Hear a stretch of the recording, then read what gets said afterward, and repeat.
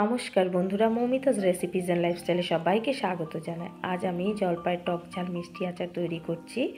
আমার এই আচারের রেসিপিটি জানার জন্য সম্পূর্ণ ভিডিও শেষ পর্যন্ত তোমরা দেখতে থাকো, তাহলেই জানতে পারবে। আর যদি আমার বন্ধুরা দেখে থাকো তাহলে একটি লাইক দিতে ভুলো না। আর নতুন বন্ধু যদি কেউ দেখে থাকো তাহলে আমার চ্যানেলটিকে সাবস্ক্রাইব করে পাশে থাকা বেল আইকনটি অবশ্যই প্রেস করে দিও, তাহলে নতুন নতুন ভিডিও ছাড়ার সাথে সাথে তোমরা পেয়ে যাবে।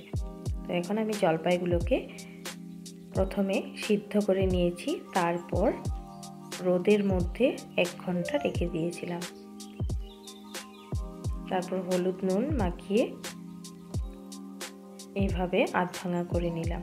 আর এই আচারের জন্য মশলা বেশি কিছু লাগবে না। মৌরি, গোটা জিরে, চিলি ফ্লেক্স আর সাদা সর্ষা। চায়ের চামচে 2 চামচ করে নিলেই হয়ে যাবে।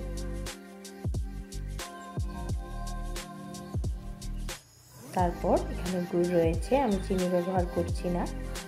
তো প্রথমে এই মশলাগুলোকে হালকা করে ভেজে নেব।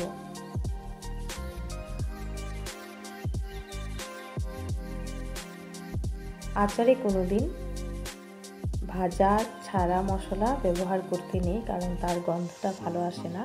আর জল ব্যবহার করলে আচার খারাপ হয়ে যায়। তার জন্যই আমি এভাবে শুকনো করেই করছি। আর আচারে আমি ভিনেগারও দিব না, কিন্তু অনেক দিন ধরে স্টোর করে রাখা যায় এই আচার। সামান্য রোদে দিলেই হয়ে যায়।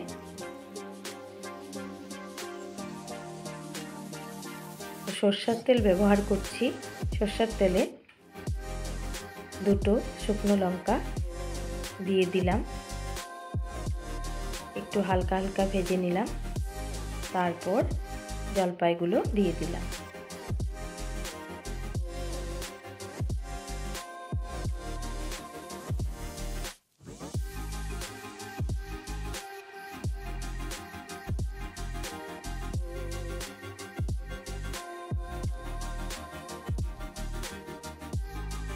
তারপর সামান্য নুন দিয়ে দিলাম আর হলুদ গুঁড়ো দিয়ে দিলাম।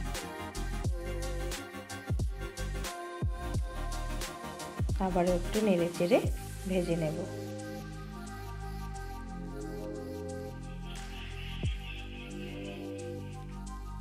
তারপর এখন গুড়টা দিয়ে দেব।